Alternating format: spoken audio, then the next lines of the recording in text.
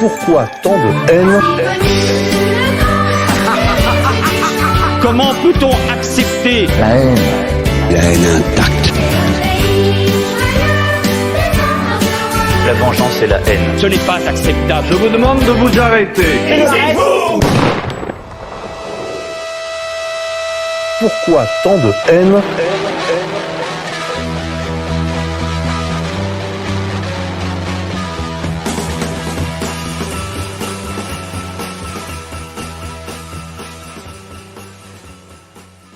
Chers amis auditeurs, bonjour, bonsoir à vous, bienvenue pour cette nouvelle édition de l'émission des génocides imaginaires. Pourquoi tant de haine sur ERFM, la radio en couleur et en continu d'égalité et réconciliation, avec deux invités très spéciaux aujourd'hui pour une édition toute particulière. Le thème de ce soir, c'est le Bataclan. Vous le savez, il y a un procès en cours et nous ne pouvions pas laisser échapper une telle actualité avec, je dirais, l'antériorité de notre travail sur ces questions. Du terrorisme de synthèse, aussi de la diplomatie par coup tordu, par coup sous la table, avec malheureusement des Français trop nombreux qui payent le prix. Je reçois à ce micro ce soir, j'ai le plaisir de recevoir ce soir François Belliot, ainsi que Betty, une des survivantes du Bataclan. François Belliot est un confrère, il est journaliste, il est l'auteur de nombreux ouvrages qui méritent, à mon avis, votre curiosité, chers amis auditeurs. D'abord, deux ouvrages que je voudrais vous signaler sur la guerre en Syrie. Guerre en Syrie, le mensonge organisé des médias et des politiques français. Ça, c'est le volume 1. Et Guerre en Syrie, volume 2, quand médias et politiques instrumentalisent les massacres. Vous voyez, ce n'est pas sans rapport avec notre sujet de ce soir. François Belliot est également l'auteur d'un ouvrage sur le massacre de Charlie Hebdo. Le massacre de Charlie Hebdo, l'enquête impossible aux éditions Retour aux sources. Et tout dernièrement, François Belliot, pour ce livre, je voulais vous féliciter, l'anticonspirationnisme mis à nu à travers l'imposture Rudi Reichstadt. Je crois que tout est dans le titre. Et vous avez eu la gentillesse d'ailleurs de faire une émission avec nos confrères Gilets jaunes constituants récemment. Et je vous renvoie donc à cette très sympathique émission pour faire le tour de cette vache sacrée, de cette fausse valeur qui est devenue Rudi Reichstadt, puisque vous le savez, il y a une actualité aussi de l'État sur la lutte contre le conspirationnisme. Le président Macron s'est attelé à cette tâche, il a même mis en place une commission, et dans le cadre de cette commission, bien sûr, il sollicite trois personnages, Rudi Reichstadt, le fils Huchon et mon ami de vacances, Mendes Anti-France. François Belliot, bonsoir. Oui, et on pourrait rajouter Gérald Bronner aussi, bien sûr, qui est la commission Bronner. Voilà. Tout à fait. Et Betty, bonsoir, bienvenue à notre micro. Bonsoir. Je voudrais, François, si vous en acceptez le principe, que vous reveniez un petit peu sur les faits, sur la thèse, on va dire la thèse officielle. Je préfère l'expression de thèse gouvernementale, parce qu'en réalité, de thèse officielle, il n'y en a pas vraiment. C'est une thèse qui est poussée par les institutions, qui est poussée par le pouvoir, qui est même poussée par le gouvernement. Et dans le cadre de la crise covidiste, chacun aura constaté qu'il y a de moins en moins de séparation des pouvoirs et il n'y a presque même plus de distinction des pouvoirs, avec des ministres de la justice qui sont mis en examen. Enfin voilà, sans s'éloigner trop de notre sujet, François Belliot, est-ce que vous pouvez, s'il vous plaît, revenir sur les faits, sur la thèse gouvernementale, avant qu'on en vienne à examiner ensemble avec Betty ce qu'elle a vécu, elle, dans l'intérieur du Bataclan. Alors plus que la thèse gouvernementale, c'est une chronologie qui est peu discutable, bon, même si c'est important, le minutage de l'opération. Donc il s'agit de trois opérations terroristes synchronisées dans un espace d'une demi-heure. La première, le top départ est donné par une explosion au Stade de France à 21h20. Il y en aura une autre à 21h30 et une autre à 21h50, je crois 21h50, 55, j'ai un petit doute. Ces explosions, assez étrangement, alors qu'on a 3 kamikazes, on ne va avoir qu'un seul mort, ce qui, en termes de ratio, est quand même inférieur à l'efficacité du Bataclan. Avec c'est une situation un peu obscure. On va peut-être pas y revenir ce soir. Je compte m'y intéresser, mais bon voilà. Donc première séquence 21h20, 21h55. À 21h24, dans la rue Bichat, je crois qu'on est le 11e arrondissement de Paris, 10e, c'est ça, 10e. Deux restaurants, le Carillon et le Petit Cambodge, sont pris pour cible par trois hommes, je crois, qui sortent d'une voiture et qui arrosent à la Kalachnikov l'un et l'autre établissement. Alors je n'ai pas le bilan total. Je crois que le bilan total des terrasses, je crois que c'est 36 morts. Au Carillon et au Petit Cambodge, il y a 15 morts et 10 blessés. Oui, 15 morts et 10 blessés. Oui, alors juste pour que nos auditeurs comprennent, François Belliot a principalement travaillé sur le massacre de Charlie Hebdo, l'enquête impossible, et ce sont trois, en fait, tout cela se produit dans un laps de temps très rapproché, c'est ce que vous nous avez dit. Là, il y a 3 opérations. On ne peut pas connaître toutes les opérations en même temps. Ce soir, on va se concentrer sur le Bataclan. Donc, s'il y a des approximations, quelques inexactitudes sur les autres opérations, je vous demande d'être tolérant, parce qu'encore une fois, ni François Belliot ni moi ne nous sommes pour l'instant penchés avec le sérieux nécessaire pour en faire une émission sur les terrasses ou sur le Stade de France. Alors après avoir fait ce premier carton, ils vont se diriger vers le canal Saint-Martin et vers la rue de la Fontaine-au-Roi. Donc là, c'est vraiment tout proche. Il faut voir que là, il suffit de faire 200 mètres. Ensuite, on tourne à droite, encore 150 mètres, je dirais. Et là, ils vont s'attaquer donc au bar enfin c'est même une brasserie d'ailleurs, c'est la brasserie de la Bonne Bière, et un établissement, une pizzeria qui s'appelle la Casa Nostra. Là où également où ils vont faire un carton. Donc là, le nombre de morts est moins important. Donc là, on est à 5 morts. Alors, donc ça, on est à 21h32. 21h32, ils se rendent en 4 minutes. C'est quand même très, très rapide. C'est difficile à imaginer, mais pourquoi pas. En tout cas, c'est la chronologie. C'est un soir de week-end, c'est un vendredi soir. Oui. C'est un quartier festif, pour ceux qui ne connaissent pas, pour les étrangers qui nous écoutent ou pour les provinciaux. C'est un quartier extrêmement festif. C'est un quartier où il est très difficile de circuler. C'est un quartier où il est très difficile de se garer, voire impossible de se garer un vendredi soir. Oui, d'ailleurs, il faut voir que les terroristes en partant ont même poussé le cynisme jusqu'à dire que attention, il y a un attentat, attention, il y a un attentat et il faut dégager le chemin. Donc ils sont même servis de ça pour pouvoir partir un peu plus vite. Donc après ils sont partis du côté de la place de la Nation et un peu au sud de la place de la Nation. Là, c'est là qu'ils ont fait le bilan le plus important. Donc c'est le bar de la Belle Équipe. Voilà, donc là il y a 19 morts. Et il faut rajouter aussi, ils auraient déposé un homme. Donc là, c'est sur le comptoir Voltaire, sur le boulevard Voltaire. Là aussi, on est tout proche de la place de la Nation. Un terroriste qui explose. Là, il n'y a pas eu de mort parce que son gilet ventral a explosé simplement sur le devant sur le dos et pas sur le devant. Mais il y a quand même des personnes qui ont été très très gravement blessées. Alors voici pour les terrasses et le Stade de France. À 21h40 commence le massacre du Bataclan. Alors a priori 3 hommes sortent d'un véhicule, je crois qu'il s'agit d'une Seat. Donc ils commencent à abattre des gens à la sortie qui se trouvent à l'entrée, pénètrent à l'intérieur, alors que le chanteur Jesse Hughes du groupe Eagles of Death Metal s'apprête à entamer sa chanson qui s'appelle I Kiss the Devil. Là, une pétarade se fait entendre qui est d'abord confondue avec comment savoir ce qui va se passer, et en fait ce sont ces hommes munis de Kalachnikov qui se mettent à bout portant pour les premiers à arroser les centaines de personnes qui étaient venues assister à cette salle à ce spectacle. On peut peut-être rappeler, Betty, tous ces gens qui étaient là ce soir, qu'est-ce qu'ils étaient venus voir? Vous étiez en famille, je crois? Alors, je vais peut-être en préambule préciser qu'il y a un doute sur le nombre de... Alors moi, je les appelle des assaillants parce que j'ai du mal à dire autre chose, mais bref, c'est pas très important. Il y a eu de nombreux témoignages qui ont parlé de 4 assaillants, voire 5, et qui n'ont pas été retenus dans la mouture finale qui a été gravée dans le marbre assez rapidement. Et puis une fois que les choses sont gravées dans le marbre, c'est très dur de revenir en arrière. Mais en tous les cas, pendant le procès, il y a encore des gens qui sont revenus sur ce nombre. Et d'ailleurs, dans les reconstitutions du départ, on voit effectivement 4 assaillants. Est-ce que c'est important, pas important? En tous les cas, j'en profite pour le glisser. Parce que 4 ou 5, c'est pas pareil que 3. Mais bon, la version gouvernementale est restée sur 3. Alors, pour répondre à ta question, Eagles of Death Metal, c'est pas du tout du métal, c'est plutôt du rock, un peu dans la lignée des Rolling Stones, on va dire. Et donc, c'était un public, je dirais, plutôt de gens de 40-50 ans. Il y avait quelques peut-être des gens un peu plus jeunes aussi, 18-20 ans. Et moi, j'étais partie là-bas avec mon fils.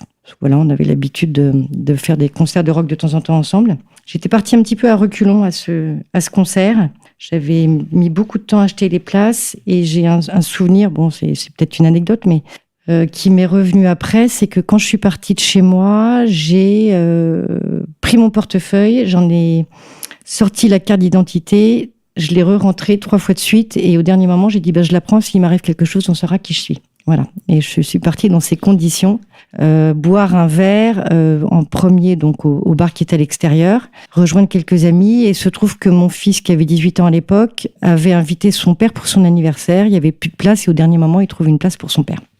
Voilà. Donc on était disposés tous dans des endroits différents. Oui, parce que je crois que vous avez retrouvé des gens que vous connaissiez à l'intérieur. Chacun un petit peu avait fait des rencontres de hasard. On était, le père de mes enfants était avec des amis que je connais. Et puis une fois arrivé à l'intérieur, on s'est séparés dans 3 endroits différents.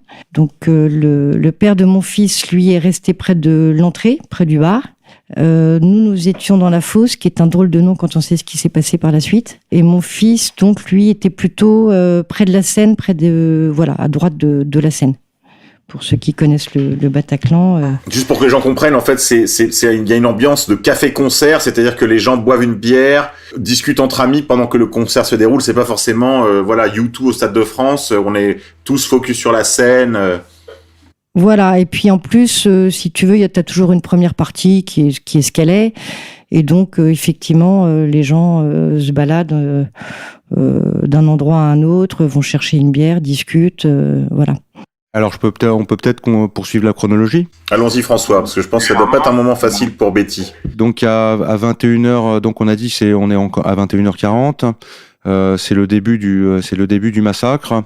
Des opérationnels commencent à affluer de toutes parts, sollicités ou non. Alors, on va pas pour l'instant entrer dans ce détail.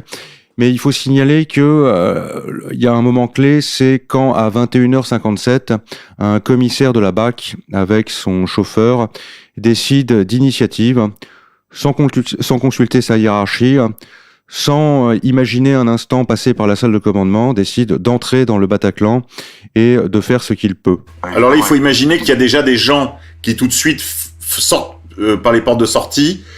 Les autorités sont immédiatement averties, c'est-à-dire que là, déjà, sur les radios de la police, des pompiers, du SAMU, des messages probablement un peu contradictoires et un peu ambigus, mais tout de suite, on sait qu'il se passe quelque chose au Bataclan, et c'est dans ce cadre-là que ce commissaire décide d'entrer parce qu'il doit entendre quelque chose sur sa radio mobile. Exactement. Ouais. Exactement, voilà, c'est ça. Donc il pénètre dans le Bataclan. Il est muni d'armes de poing de petit calibre. Les deux sont d'ailleurs munis d'armes de poing de petit calibre. Et il s'agit de Sami Amimour, donc qui était passé par la Syrie en passant par la Turquie. De Sami Amimour qui est en train de prendre en joue un otage. Il est sur la scène, je crois, c'est ça, Betty ? Il est sur la scène, D'accord, donc il est sur la scène. Et là, donc ils sont à 20-25 mètres et ils vont ajuster leur tir, c'est-à-dire ils vont prendre appui sur une rambarde, enfin quelque chose de fixe. Et le commissaire va faire feu à 4 reprises et son chauffeur va faire feu à 2 reprises. Donc là, le terroriste est atteint. Alors mortellement, je sais pas. En tout cas, il s'effondre.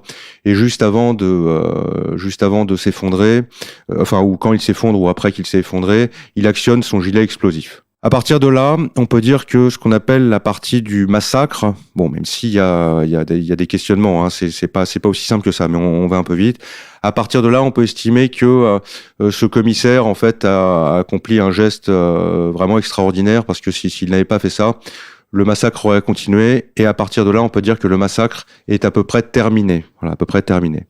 C'est-à-dire qu'il n'y aura plus de gens qui arrosent dans la fosse, à la Kalachnikov, un peu à l'aveugle. Les 2 terroristes, on s'en rendra compte au bout de quelques temps, se réfugient à l'étage avec 12 otages. Ils pénètrent dans une salle dans laquelle ils se retranchent. Ils sont tous les deux équipés de gilets explosifs et de Kalachnikov.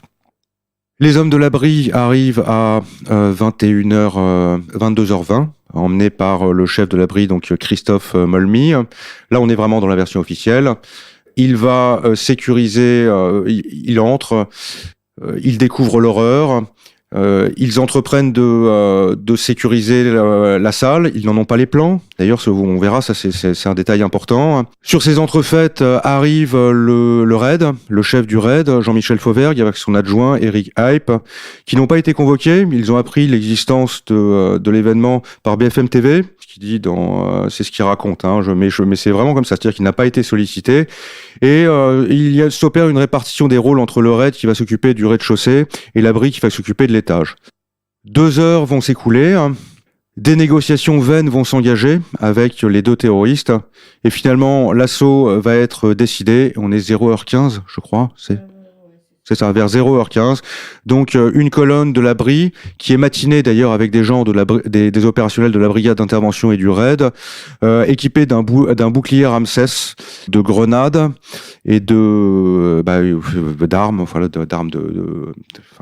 d'armes avec des munitions, pénètrent. Ils essuient une rafale de Kalachnikov. Ils réussissent à abattre un des terroristes. Et c'est pas exact, peut-être le scénario. Il y a l'autre qui essaye de se faire, ou plutôt c'est lui qui essaye de se faire exploser. Il ne réussit pas. Il y a juste la partie dorsale qui explose. Et après, les otages vont sous le bouclier contre les murs. Ils réussissent à être exfiltrés et finalement ils abattent le dernier terroriste. Voilà. Et la fin de l'opération. Très bien, merci François. Betty, peut-être peut-on revenir sur les longues minutes qui ont précédé l'entrée de ce commissaire qui va mettre un terme au jeu de massacre qui se déroule dans la salle de concert. Comment se passent les choses? Où êtes-vous? Que voyez-vous? Qu'entendez-vous? Que ressentez-vous?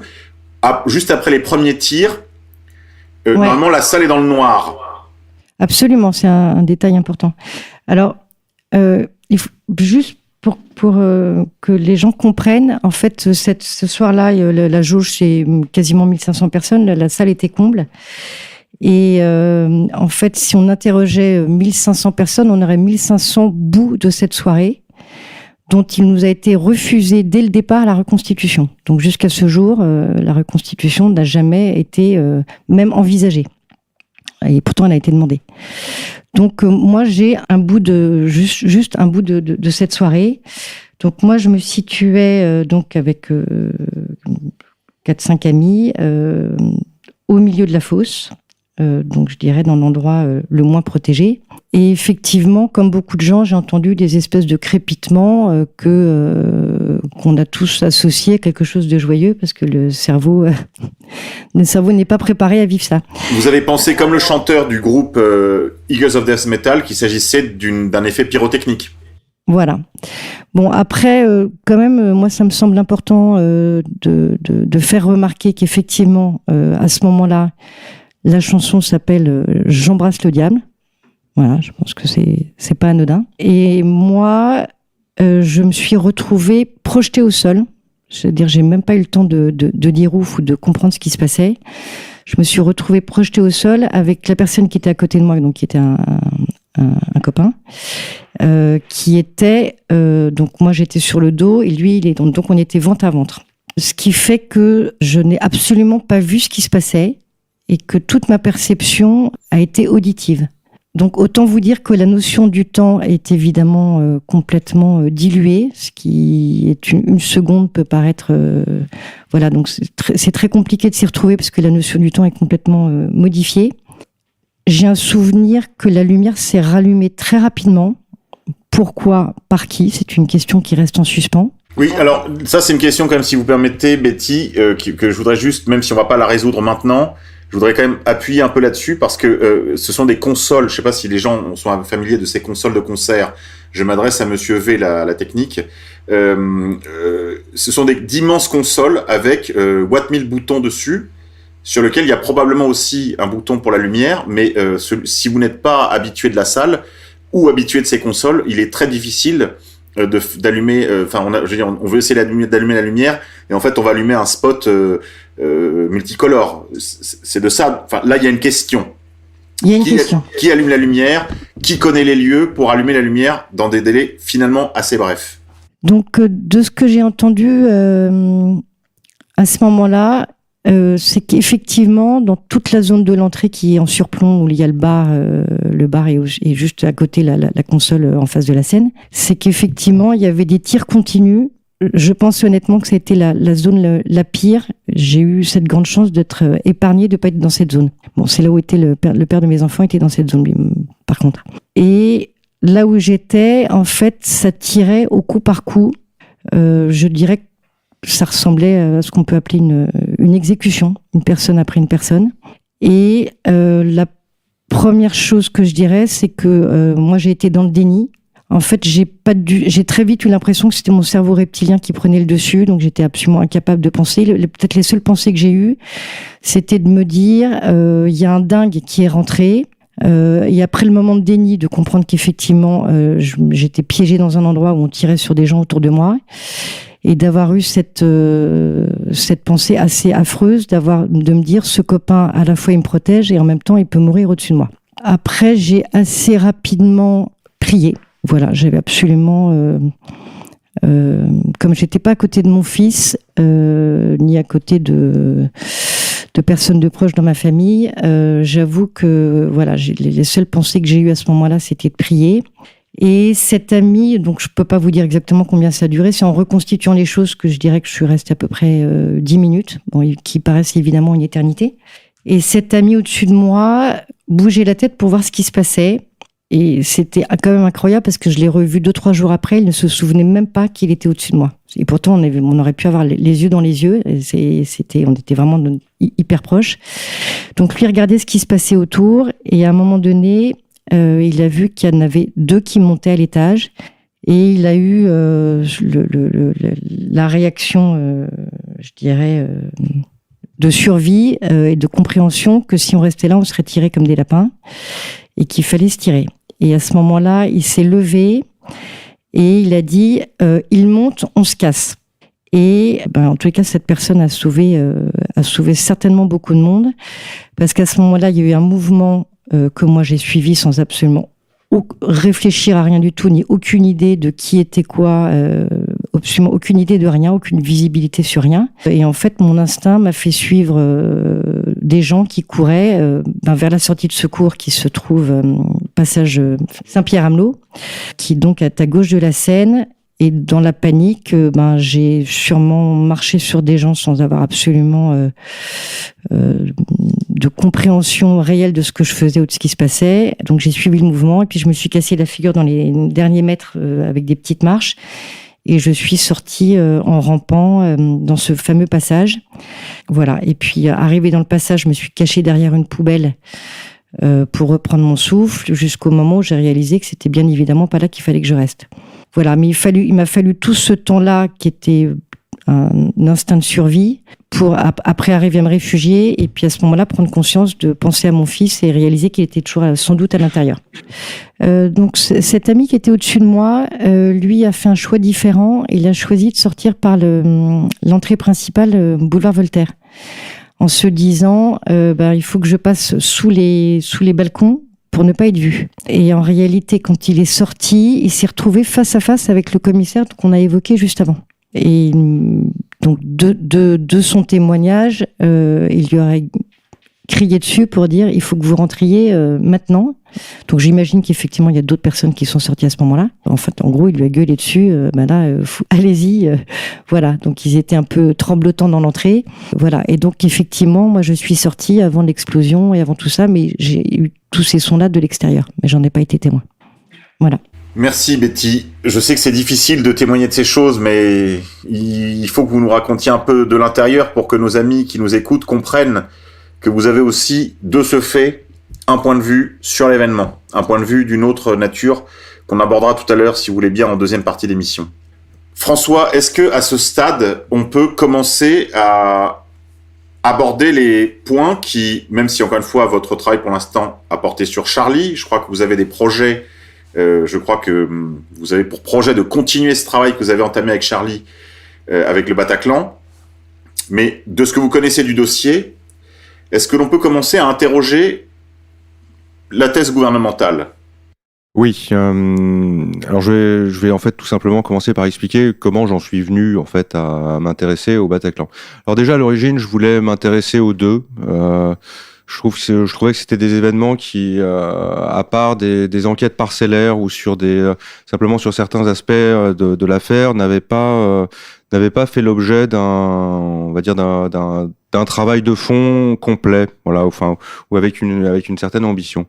Et je trouvais que c'était des sujets aussi qui étaient très importants. Voilà. Si vous permettez, François, je voudrais saluer votre travail parce que vous êtes un des derniers journalistes français et il faut saluer quand même les espèces en voie de disparition. Je tenais à le dire parce que si le travail n'a jamais été fait par aucun de nos confrères, ni de Libération, ni du Nouvel Observateur, ni de France Info, ni de nulle part, c'est que ils se contentent de reproduire à l'identique les dépêches de l'AFP, de recracher les communiqués du ministère de l'Intérieur, alors que leur travail, justement, c'est d'interroger. On va voir tout à l'heure qu'il y a beaucoup de questions en suspens, et je voulais encore une fois prendre une minute pour vous le dire quand même.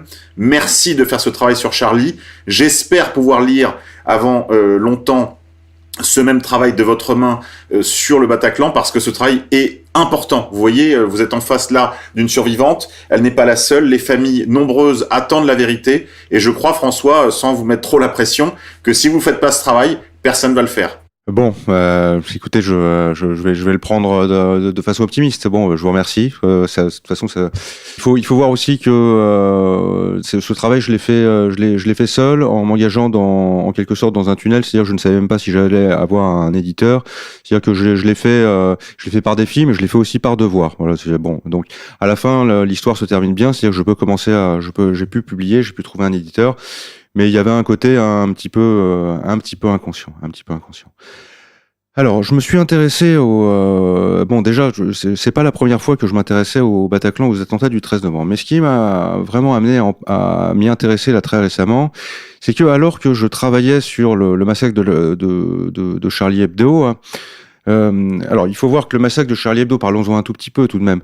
Le gros problème, ça n'est pas le changement de couleur des rétroviseurs, la manifestation qui a l'apparence de la carte d'Israël, l'anagramme Charlie Israël. Bon, vous voyez ce genre d'arguments complètement débiles qui sont mis en avant comme les professionnels de la désinformation comme Tristan Mendès-France, Rudi Reichstadt et compagnie. Le problème, c'est l'abaissement de la sécurité. L'abaissement de la sécurité, c'est-à-dire le boulevard qui a été laissé aux deux tueurs qui étaient cagoulés, ce qui est quand même unique dans les annales du terrorisme de ces 5 dernières années. Et vraiment, ils ont bénéficié c'est-à-dire c'est un concours de circonstances, de chance. C'est presque gagné au loto, je veux dire, à ce niveau-là. Donc, se contenter simplement de se dire que c'est le hasard, qu'il y a des dysfonctionnements, qu'il faut tout remettre en cause, qu'on avait perdu la main, vous voyez, ce genre d'arguments psychologiques qui sont pas très convaincants. Bon, ça ne suffisait pas. Moi, j'en suis arrivé à la conclusion que non seulement c'était le point le plus fondamental, mais que cette question de l'abaissement de la sécurité a été complètement étouffée à la fois par la commission d'enquête parlementaire qui ne consacre que 3 pages du tome 1 de synthèse au massacre de Charlie Hebdo. Le gros morceau, c'est le Bataclan. Et de même au procès des attentats. C'est-à-dire qu'il y a des parties civiles qui voulaient que la question de l'abaissement de la sécurité soit évoquée. Cela n'a jamais été possible. Et le président de la Cour a refusé même d'aborder cette question. François, si vous me permettez juste là-dessus, parce que malheureusement, c'est pas une nouvelle. C'est une pratique visiblement très ancienne des services de police, ainsi d'ailleurs que du monde parlementaire, que de mettre ça sous le tapis, sous les prétextes que vous avez évoqués, c'est-à-dire la guerre des services, l'incompétence, le manque de moyens. Oui. Enfin, c'est toujours la même rengaine. Ça ressemble beaucoup aux attentats du 11 septembre à ce niveau-là, d'ailleurs. Et c'était déjà le cas avec l'attentat de Vaillant au début du XXe siècle, si vous voulez. Donc, à la fin du XIXe, début XXe, là, quand les anarchistes balançaient des bombes dans l'Assemblée nationale qui ne faisaient que des dégâts matériels et quelques blessures légères. Et à la faveur de laquelle, évidemment, à la faveur de l'attentat, on a passé des lois scélérates sur la presse, les associations subversives, etc. Des lois qui sont toujours en cours. Hein. Donc, ce que je veux dire, c'est que je ne suis pas très surpris, mais il faut que nos amis comprennent que c'est une vieille habitude de l'État que de se réfugier derrière cette histoire de l'insuffisance policière, alors qu'en fait c'est tout le contraire. Quand on creuse, et on va y venir tout à l'heure, c'est la présence policière, c'est la connaissance policière qui fait question. Je vous en prie, François, reprenez. Alors j'en viens au Bataclan. Alors là, par pur hasard, je me retrouve je cherchais des ouvrages sur le 13 novembre, le terrorisme même en général. Je m'intéresse beaucoup aux services de police aussi. J'ai lu beaucoup d'ouvrages sur la BRI, sur le RAID, sur forces spéciales, même les sous-marins aussi, pourquoi pas. Et je me retrouve à Gibert, dans leur grand magasin de 5 étages, la boulevard Saint-Michel, avec des livres d'occasion. Et là, je tombe sur un livre qui s'appelle BI, Brigade d'intervention, de Laurence Beneux. Alors je me dis, tiens, bon, pourquoi pas. Et alors ça paie pas de mine, je me dis, BI, Brigade d'intervention, je dis, je connaissais pas. Est-ce que c'est la BRI? Est-ce que c'est qui est intervenu sous l'autorité de Christophe Molmy au Bataclan? Et je vois dans le 4e de couverture que il est question de non seulement on retrace l'histoire de cette brigade d'intervention, une brigade qui dépend de la direction de l'ordre public et de la circulation, donc ça dépend de la préfecture de police.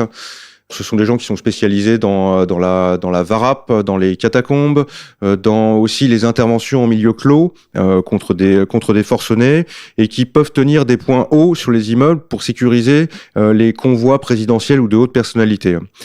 Ce sont des gens qui, depuis 2012, étaient dirigés par un officier du RAID chevronné. Donc c'est-à-dire qu'en plus ils avaient subi ils avaient bénéficié d'une montée en gamme qui faisait que c'était une unité qui était une unité d'intervention extrêmement compétente. Et là je découvre cette brigade d'intervention que je ne connaissais pas. Voilà, et là j'apprends l'histoire de ces hommes qui étaient dès 21h30 alors qu'ils étaient à la Tour Eiffel. Bon, ils étaient je sais pas si c'est une permanence, je sais pas comment ça se dit, mais ils étaient là-bas. Et ni une ni deux, ils entendent donc je vous rappelle, c'est 21h20 la première explosion au Stade de France, 21h24 la première terrasse. Ils entendent que quelque chose se passe dans 10e et 11e arrondissement de Paris. Ils vont vers leur QG, ils s'équipent complètement, et là, ils se disposent à intervenir. Et ils appellent la salle de commandement pour dire qu'ils sont prêts à intervenir et qu'ils peuvent se projeter sur zone. Ils appellent une première fois vers 21h30. Il s'agit de se diriger vers les lieux des terrasses. C'est que le Bataclan, ce sera à 21h40. À 21h40 commence le Bataclan. Ils appellent régulièrement. Ils appellent au moins 3 ou 4 fois. À chaque fois, on leur dit, alors qu'ils sont prêts à intervenir, qu'ils sont prêts à se projeter sur zone, on leur dit non, vous n'intervenez pas, vous restez où vous êtes, alors qu'ils sont parfaitement équipés. Ils étaient à 5 minutes du Bataclan. C'est-à-dire que si on avait pris en compte le fait qu'il y avait cette colonne d'opérationnels, dont le niveau de formation équivaut largement à celui de la BRI et approche celui du RAID, ces hommes auraient pu être envoyés sur place en 5 minutes. En 5 minutes, c'est-à-dire que 12 minutes avant le commissaire de la BAC. Au lieu de quoi, on leur a dit finalement de rallier le 36 quai des Orfèvres où la BRI était en train de se préparer. C'est là qu'ils ont rejoint une colonne qui était dirigée donc par Christophe Molmy, avec 6 opérationnels de la BRI et un médecin, Denis Safran, et en plus quand ils sont arrivés au 36 quai des Orfèvres, il faut voir que il y a des hommes de la BRI qui n'étaient même pas équipés. Donc il y a un délai vraiment, il y a eu une perte de temps qui est très importante. Et ils ont fait partie de cette colonne de la BRI, qui officiellement de la BRI, mais en fait la BRI c'est une colonne panachée. Voilà, c'est ça qui est important à comprendre. La BRI a pénétré à 21h40. Attendez, non, c'est 22h20. 22h20. Oui, c'est 22h20. Ça peut être que 45-50 minutes après. On va dire 45-50 minutes après. Désolé pour l'approximation, ça se retrouve facilement. Donc ils vont se retrouver dans cette colonne, et ces hommes de la BI en plus vont faire partie de ceux qui étaient dans la colonne d'assaut, qui va prendre d'assaut très courageusement la pièce où étaient retranchés les terroristes. Ces gens ont fait des rapports par la suite. Ces rapports ont été enterrés. Ils ont été passés sous silence. Ce sont des gens qui sont un peu traumatisés parce que ils pensent que ils regrettent en fait de ne pas avoir fait comme le commissaire de la BAC, c'est-à-dire d'avoir suivi leur instinct et finalement de s'être rendu sur les lieux. Mais bon, faut voir qu'il faut respecter une hiérarchie. Donc c'est là que je me suis rendu compte en fait que il y avait un schéma qui était comparable dans le massacre du Bataclan et le massacre de Charlie Hebdo, c'est-à-dire un laisser-faire. Un laisser-faire. Et là, on ne dit pas tout. Hein. On ne dit pas tout. Là, il ne s'agit que de la brigade d'intervention parce que il y a d'autres unités aussi qui ont été, et on va y venir, qui ont été empêchées d'intervenir au Bataclan dans des délais extrêmement brefs. C'est-à-dire que les gens connaissent les 8 militaires de Sentinelle qui ont reçu l'ordre de ne pas intervenir. Ils connaissent ces membres du GIGN. Je crois qu'il y avait une quarantaine d'opérationnels. GIGN 40. Oui, c'est ça. Ils étaient 40. Ils étaient à quelques centaines de mètres. Et eux, ils étaient opérationnels à partir, on avait noté la date, je crois que c'était 22h06. Moi, ils étaient prévenus à 21h30, mais ils sont arrivés à la caserne des Célestins, donc qui est boulevard Henri IV, pas loin. Oui. 23h06. Mais après, on les a jamais fait bouger. Hein. Alors là, parce que on se souvient là, tu m'as envoyé, Betty, une lettre anonyme d'un opérationnel du GIGN qui raconte bien quand même que ils étaient à quelques 100 mètres, qu'ils entendaient les tirs. Donc ça ne peut pas être à 23h, ça peut être qu'à 22h, je dirais 22h06. Bon, d'accord. En tout cas, ce qu'il faut comprendre, c'est qu'il y avait à la fois les militaires de Sentinelle, ça c'est connu. Les gens du GIGN, qui apparemment sont dirigés par un incapable qui a la même réputation parmi ces hommes que Christophe Molmy. C'est un peu les mêmes profils. Et on a également donc cette brigade d'intervention qui, alors faut voir que la recension du livre de Laurence Bonneux, c'est une recension qui est inexistante. Moi, je suis tombé dessus complètement par hasard. Ça a été évoqué récemment. Là aussi, je ne sais pas comment le réalisateur a pu prendre connaissance de cet élément, mais tant mieux. Il a pu en parler dans un documentaire qui est passé sur Arte, qui s'appelle Les Ombres du Bataclan, et qui a subi aussitôt toutes sortes d'attaques, avec une menace de dépôt de plainte par Manuel Valls. Et là, c'est là que je me suis rendu compte, en plus, que quand ils ont parlé de l'abbaye, quand Bernard Cazeneuve parle de l'abbaye le lendemain sur Europe 1, quand Christophe Molmy parle de l'abbaye lors de son édition au procès des attentats, eh bien là je n'hésite pas. Hein. Ce sont des mensonges. Ce sont des mensonges qu'ils ont proférés. Il faut voir qu'ils sont très gênés quand ils s'expriment. Ils sont très en colère. Voilà, ça n'aurait jamais dû sortir. Ils sont embarrassés. Bon, après, les médias ont respecté évidemment la règle. Ils sont contentés de leur explication un peu stupide, alambiquée. Et donc là, maintenant, on n'en reparle plus. Bon, je vais laisser rebondir Betty. Hein. Ah oui. Il y a aussi, dans tous ces hommes qui auraient pu intervenir, l'escadron de gendarmerie qui fait la sécurité de Valls, donc pas loin dans le 11e rue Keller. Où là, tu as 26 hommes qui sont équipés de FAMAS, d'équipements médicaux, etc. C'est encore un autre groupe c'est encore un autre groupe. C'est encore un autre groupe. Eh oui. Alors là, Betty, je pense qu'il faut être beaucoup plus spécifique que ça, si vous permettez. Oui, Ils sont entrés dans le Bataclan. Alors, j'allais y venir. Ils sont effectivement entrés dans le Bataclan. Ils ont été en contact avec une personne, ou je crois même qu'ils ont fait sortir quelques personnes, et puis ils en sont ressortis sur ordre du préfet, pour finir par être décoré quelques temps plus tard. Oui, parce que je crois que Manuel Valls, à ce moment-là, était dans le quartier. C'est-à-dire qu'il était dans le quartier de la Main d'Or, par là, quoi. Voilà. Donc, en fait, si je résume en termes de chiffres, parce que ça me paraît important, on a 8 sentinelles, donc qu'on a l'équivalent de... Enfin, c'est Vigipirates. Armée de FAMAS. 8 sentinelles armées voilà, qui sont normalement là pour les menaces terroristes. Hein. Plus l'abbaye, c'est 6 hommes. Hein, plus les 40 gars du GIGN, donc la gendarmerie, qui se retrouvent à la caserne des Célestins, plus 26 hommes de l'escadron de gendarmerie rue Keller. Ce qui fait un total de 80 hommes, quand même. Contre 3, 4 ou 5 terroristes. Voilà. Sur un laps de temps qui nous amène de 21h40 à presque minuit passé. Et effectivement, pour en revenir 2 secondes au GIGN là, qui se retrouve à cette caserne, j'ai eu en ma possession une lettre édifiante anonyme de ces gendarmes qui sont effondrés et qui ne comprennent pas que leur chef attendent un vague coup de fil et qu'ils sont prêts à y aller et que personne ne donne jamais l'ordre d'intervenir. C'est d'autant plus bizarre que les gendarmes, en plus, n'ont pas les mêmes règles d'engagement, par exemple, que les militaires de Vigipirate. Puisque les militaires de Vigipirate, alors certes, ils ont pour objet d'intervenir dans le cadre de la prévention des actes terroristes. Donc là, c'était dans le cadre prévu. Mais ils agissent toujours sous le contrôle des officiers de police judiciaire, en particulier pour tout ce qui concerne justement les activités de police. Je rappelle que le métier des militaires, c'est pas le maintien de l'ordre, c'est pas la sécurité civile, c'est pas tout ça.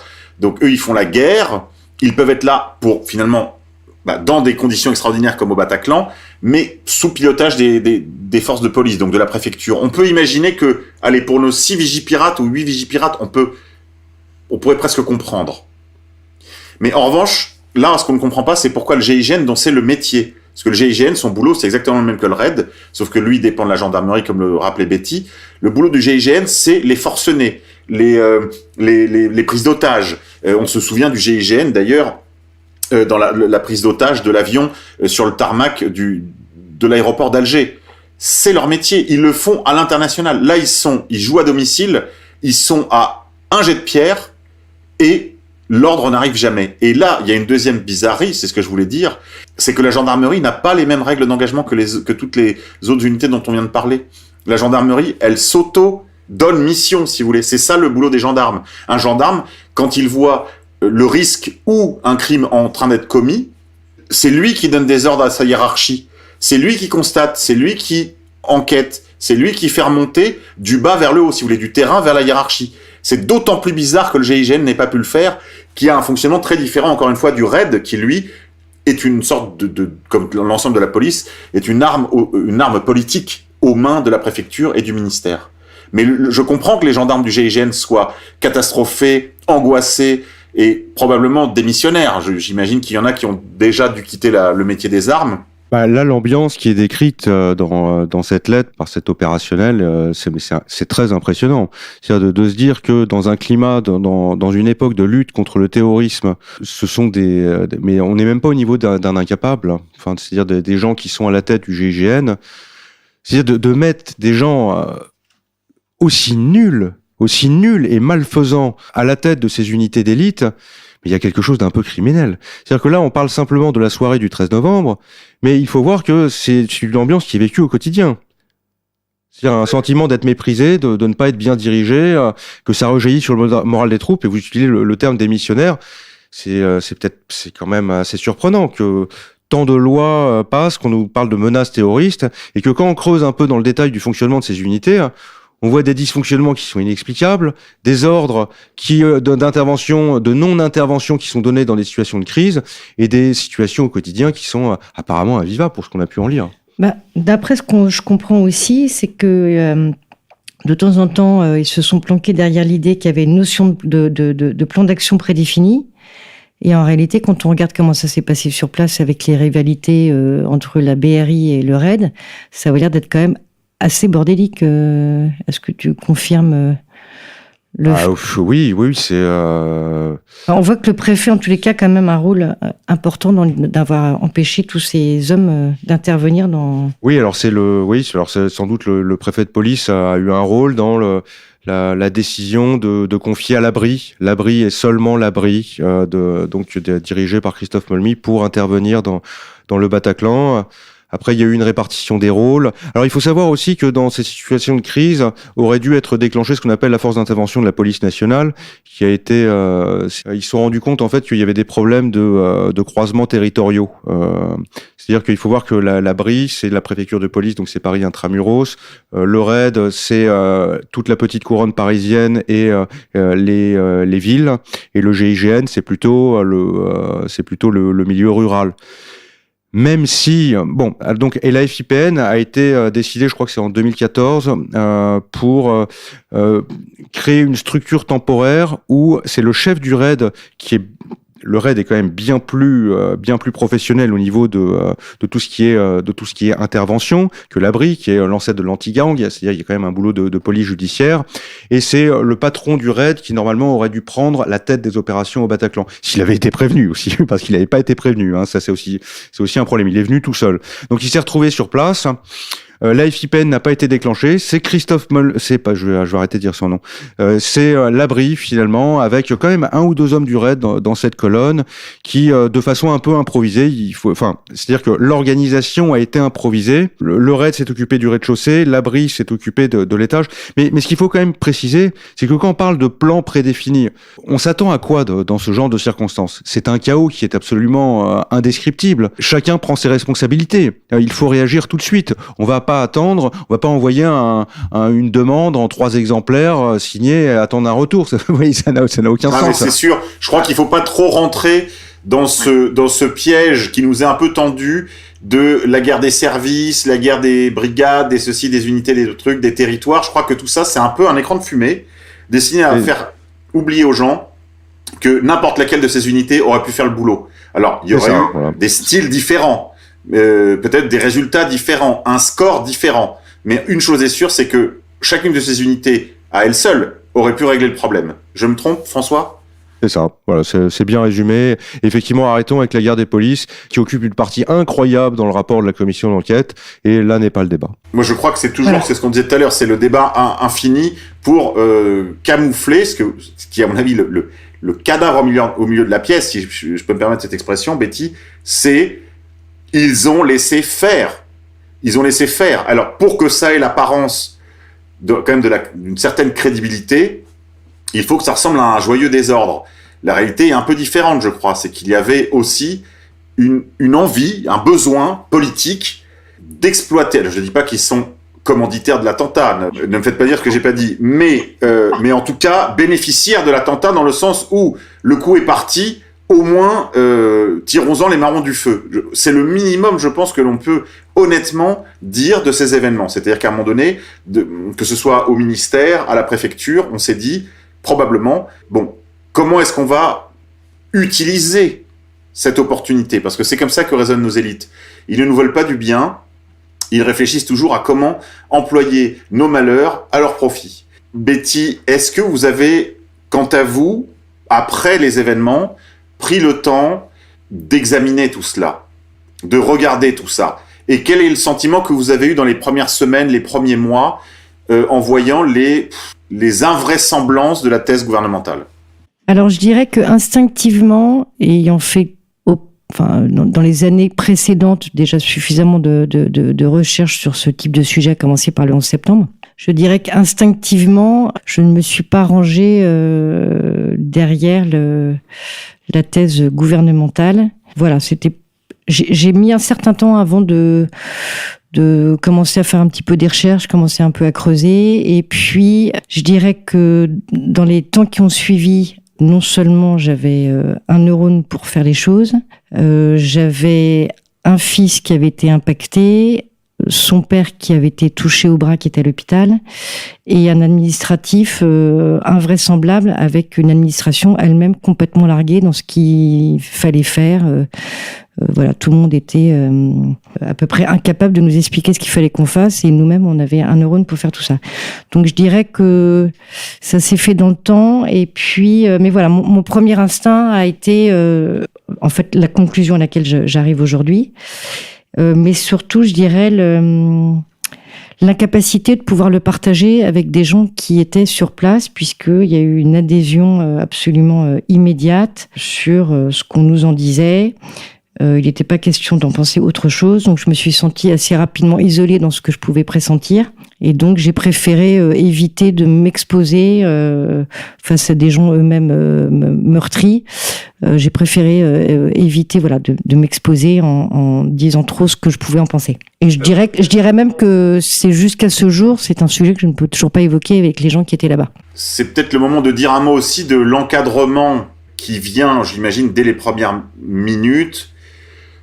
Cellules psychologiques, prise en charge administrative, prise en charge par les associations de victimes. Est-ce que vous pouvez nous parler de tout ça, Betty, s'il vous plaît?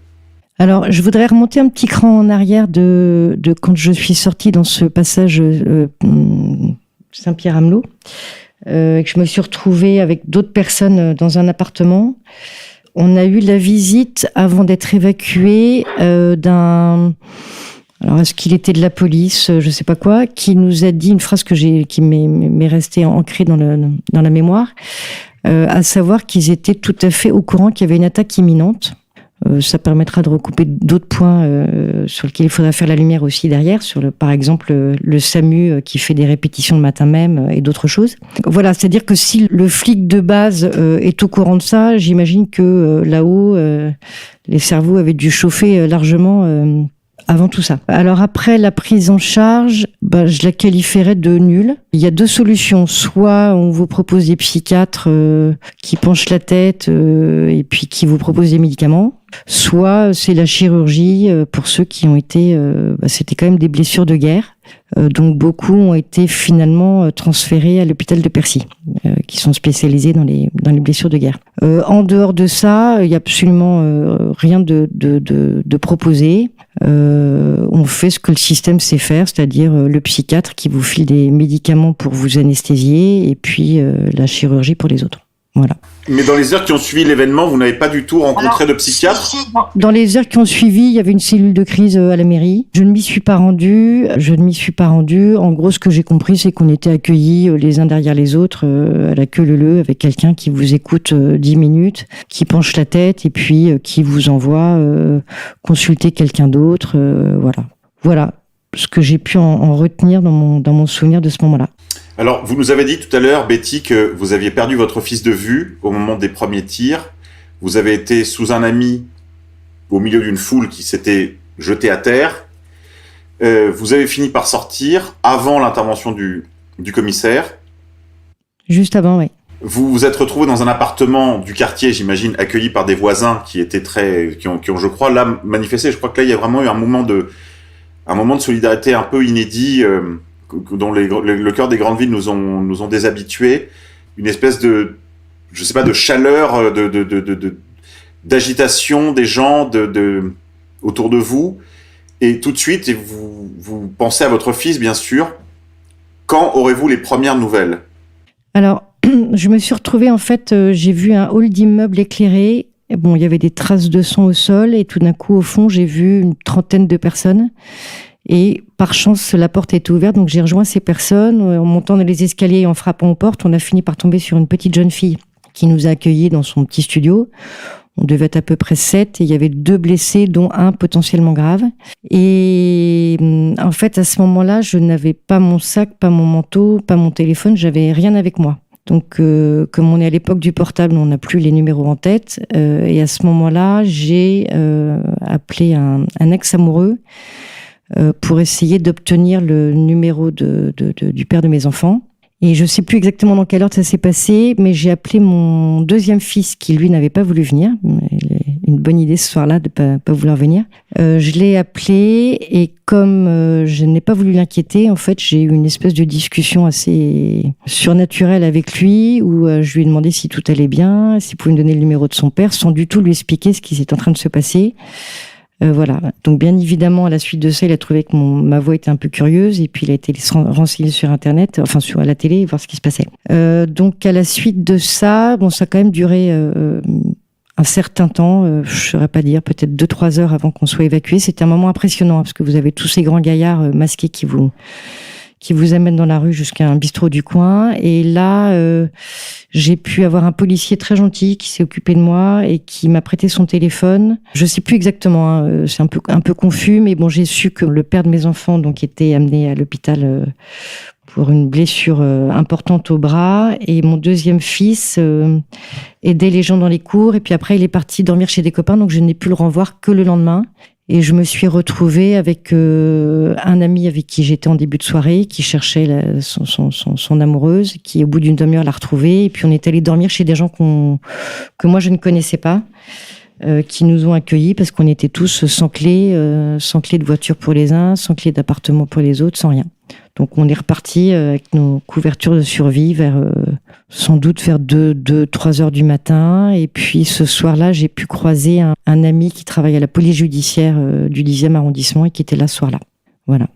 Oui, les gens de la rive droite sont quand même sympas. Il n'y a pas à dire. Bon, et puis des journalistes qui traînaient, qui essayaient de prendre des photos, évidemment. Mais c'est remarquable que votre fils... j'aurais un reproche à lui faire et un compliment aussi.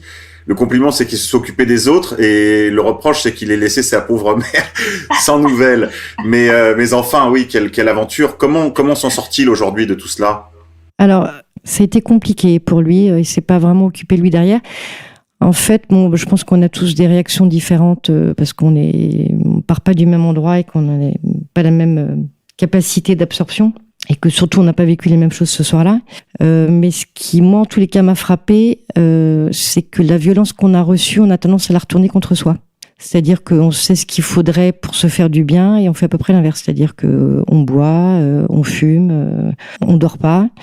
Donc tout ce qu'il faut pas faire, on le fait. Et puis, mon fils, il commence à se dire au bout de 6 ans qu'il faudrait qu'il aille voir quelqu'un. Voilà, il commence à admettre qu'il faudrait qu'il s'occupe de lui. D'accord, mais bon, on va dire qu'il a mis ça un peu derrière lui, il est passé à autre chose.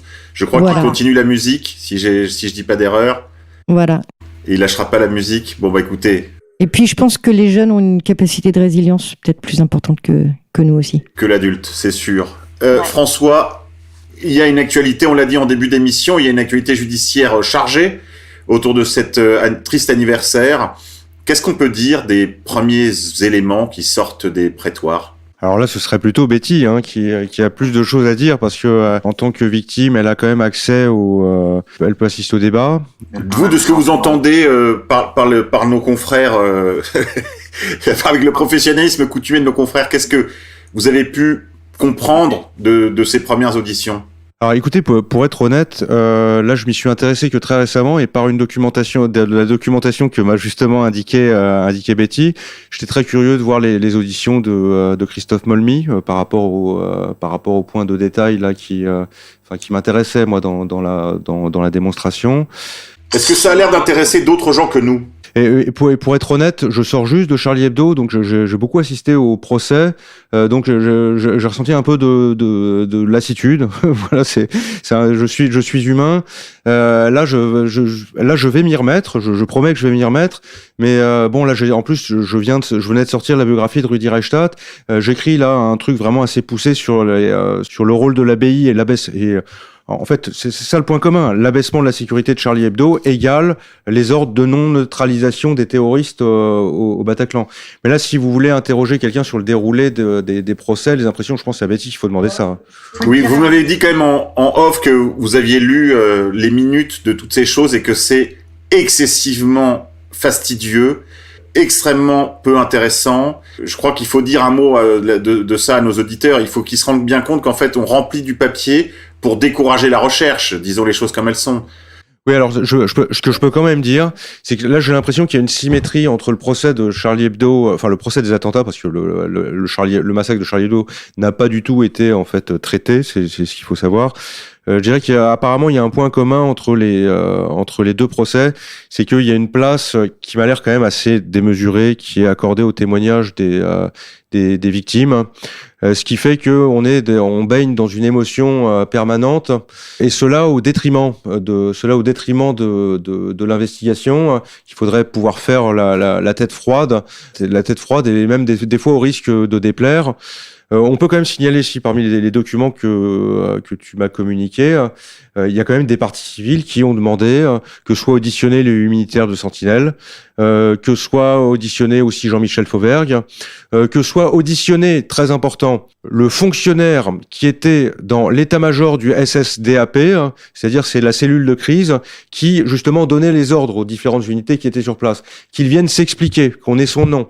Eh bien, la décision, ça a été envoyé par lettre recommandée, et le président de la Cour a dit qu'il refusait d'entendre tous ces gens.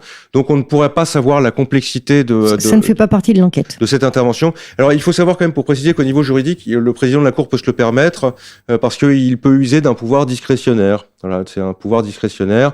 Et là encore, pour faire un parallèle avec le procès des attentats de l'automne 2020, je me souviens qu'il y avait des parties civiles qui voulaient absolument entendre Bernard Cazeneuve.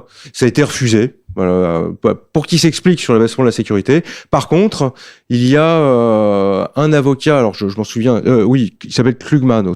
Comment il s'appelle ? C'est Patrick Klugman, voilà. Lui qui a demandé que soit auditionné Anne Hidalgo, parce qu'il pensait que c'était très important qu'elle s'exprime. Et là, ça a été accepté. Donc elle a pu venir faire un témoignage qui était complètement inutile parce qu'elle inaugurait une salle de spectacle juste à côté au moment des attentats. Elle a parlé des valeurs de la République, etc.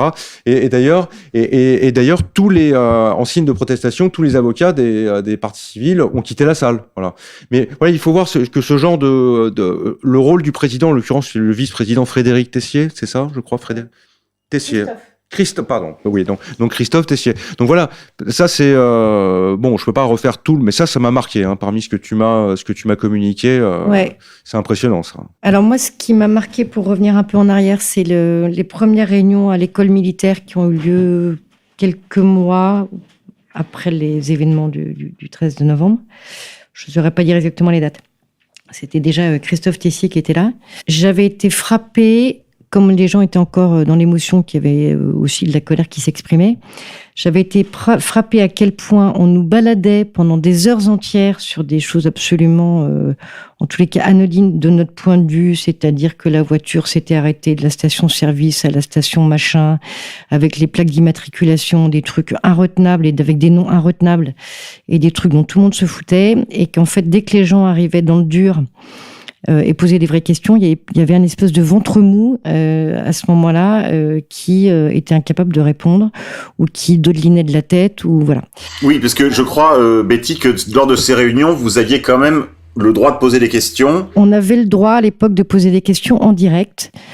Sans avoir l'intermédiaire des avocats. Et en fait, lorsque vous avez posé certaines questions, en gros, on vous a redit ce qu'on vous a dit précédemment sur le parcours, la station-service, la plaque d'immatriculation, alors que vous aviez une question précise et vous l'avez posée plusieurs fois, je crois, et vous avez eu toujours le même disque rayé. C'est ça ? Voilà, un disque rayé. J'avais une question, entre autres, sur effectivement alors, les terrasses, sur le fait que 4 minutes pour aller de la Fontaine-au-Roi à rue de Charonne, ça me paraissait juste impossible, étant donné que ça fait 20 ans que j'habite ce quartier, je le connais bien. Donc l'idée qui est potentiellement une autre équipe, et là on a tout simplement décidé de pas me répondre. Donc voilà, vraiment moi le sentiment d'avoir été baladée, très clairement. Après sur le procès là qui est en cours, alors je voulais en profiter pour peut-être évoquer un petit garçon qui devait peut-être avoir une dizaine d'années à l'époque, dont le papa a été tué, qui a dit cette phrase, qui a dit « Pourquoi tant de haine ?»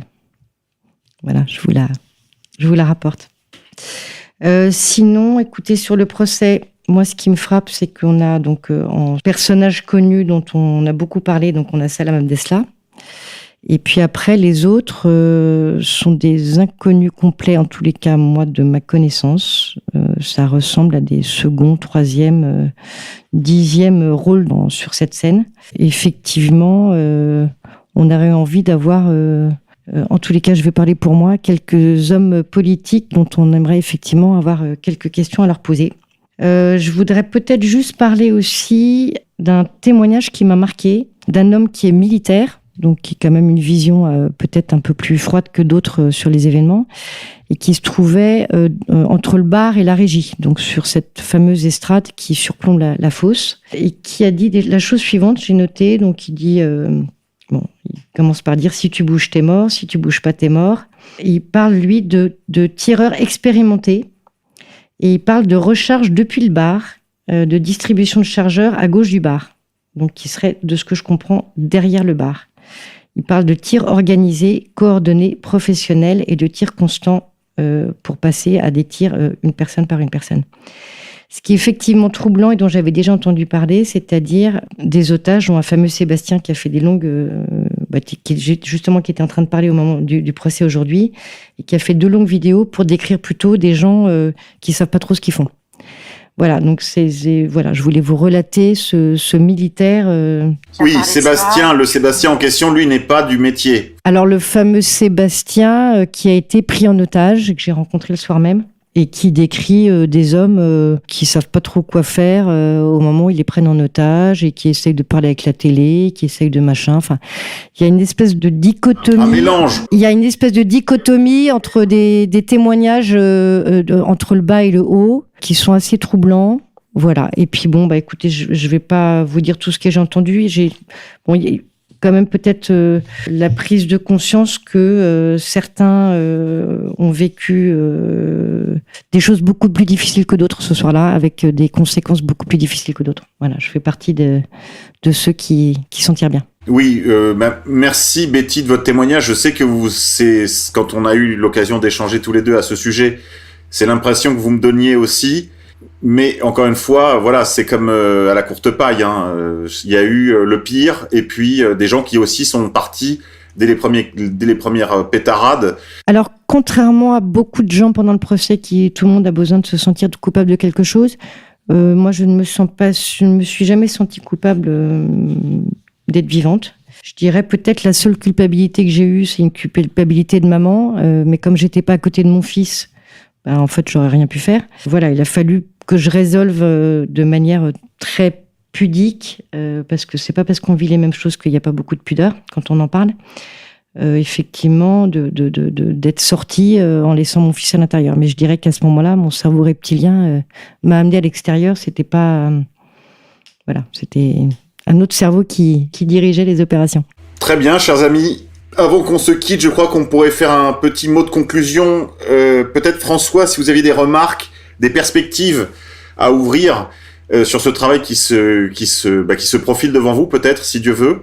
Ce que je peux dire, c'est que, alors sans trop m'avancer, j'ai l'impression, c'est comparable évidemment jusqu'à un certain point. Si je prends le procès, là le profil, j'ai vu un peu quand même le profil de ceux qui sont dans le box. J'ai l'impression que ça ressemble quand même pas mal à ce que j'ai aux 10 personnes qui étaient dans le box des accusés du procès des attentats. C'est-à-dire des brigands, certes, mais des gens qui se sont retrouvés un peu là, qui comprennent rien, quoi, qui sont un peu ahuris. Et c'est des gens qui sortent de 5 ans de détention provisoire. Il faut voir que ces procès ces procès se tiennent maintenant parce que on ne peut pas dépasser plus de 5 ans de détention provisoire. Donc ça, c'est le régime français pour les affaires terroristes. On peut emprisonner quelqu'un pendant 5 ans, provisoirement. Et là, en fait, on a des gens qui sortent et qui vont s'expliquer. Alors là, le schéma, là, je résumerai, ce que j'ai compris, mais ça m'a l'air solide, hein. Ça m'a l'air même, je veux dire, c'est presque, là, j'ai qu'à me pencher, hein, presque, hein, mais le schéma, quoi, apparemment, là, ordre de non-intervention à plusieurs unités, omerta médiatique, judiciaire, politique, et là c'est le même schéma, j'en ai peur que le massacre de Charlie Hebdo. Voilà. Donc je pense que je vais de toute façon creuser cette voie et entrer dans le détail de chacune des unités pour présenter un tableau complet. Merci beaucoup François. Encore une fois, je le dis très humblement, mes félicitations confraternelles pour ce travail. Betty, un petit mot ? Alors, il y a eu cette phrase qui a été beaucoup répétée, qui aurait été donc dite par les assaillants. Nous sommes là pour venger nos frères en Syrie. Que tout le monde s'est accordé comme étant une logique absolue. Or, sans rentrer dans la guerre de Syrie, que tu connais beaucoup mieux que moi, François, quand on regarde le rôle de la France dans tout ça, ça tient pas la route. Et puis, si je regarde les attaques françaises en Syrie, les premières attaques datent du 27 septembre 2015, avec les attaques du 13 novembre, c'est 47 jours plus tard. Or, on nous explique que l'opération est tellement compliquée qu'il y a des tomes et des volumes absolument invraisemblables d'enquêtes comme il n'y en a jamais eu, pour arriver à accoucher peut-être d'une souris, quoi. Voilà, donc ça paraît pas cohérent qu'il y ait 47 jours entre les deux pour justifier que cette attaque soit reliée avec comme ça a été dit. Et puis, on avait évoqué ça ensemble, François, aussi, l'idée que le Stade de France aurait dû être l'événement majeur du 13 novembre. Or, ça a été l'événement mineur. On pourrait penser même qu'il y a un côté diversion. L'objectif principal étant le Bataclan. Parce que c'est vrai que là, c'est très très mystérieux, ça. Ces 3 kamikazes qui font un mort. Ce sera l'objet d'une autre émission. J'ai déjà abordé ce sujet dans une petite émission pour ceux que ça intéresse, sur ma chaîne personnelle qui s'appelle Fréquence Orage d'Acier, intitulée Le terrorisme de synthèse, et j'en ai fait une autre plus spécifiquement sur cette histoire du Stade de France dans une émission qui s'intitule Monsieur K tout seul, pour ceux qui veulent aller écouter ça. Chers amis auditeurs, chère Betty, très cher François, merci beaucoup de ces éclairages. Je crois que ça n'est qu'une invitation pour nos auditeurs de creuser tout cela, en particulier en suivant, comme le fait Betty, l'actualité judiciaire de l'affaire du Bataclan, et surtout en vous référant au livre de notre invité, François, ce soir, donc, pour les ouvrages dont je vous rappelle brièvement les titres. Le tout dernier, L'anticonspirationnisme mis à nu à travers l'imposture Rudi Reichstadt, aux éditions Retour aux sources. Massacre de Charlie Hebdo, l'enquête impossible de François Belliot, également au Retour aux sources, qui maintenant s'appelle Culture et Racines. Et puis précédemment, Guerre en Syrie, volume 1 et volume 2, le mensonge organisé des médias et des politiques français, et le volume 2, quand médias et politiques instrumentalisent les massacres. François, je n'ai pas encore lu vos livres sur la Syrie, mais je vais m'y atteler parce que je crois que ça va me donner la genèse de votre travail. Je vais comprendre pourquoi et comment, dans toutes ces affaires de terrorisme, à l'étranger comme à domicile, les médias et les politiques nous noient dans le mensonge. Et l'émotion. Et l'émotion. Merci Betty de votre pudeur et de votre témoignage. Je sais que ce n'est jamais simple. Merci à la technique. Je vous rappelle, chers amis auditeurs, que vous pouvez nous aider en finançant cette radio et la rédaction de Combat. Retrouvez-nous sur notre site internet. Et nous, on se dit à une prochaine pour un Pourquoi tant de haine. Merci les amis. Pourquoi tant de haine? Comment peut-on accepter La haine intacte. La vengeance et la haine. Ce n'est pas acceptable. Je vous demande de vous arrêter. Pourquoi tant de haine?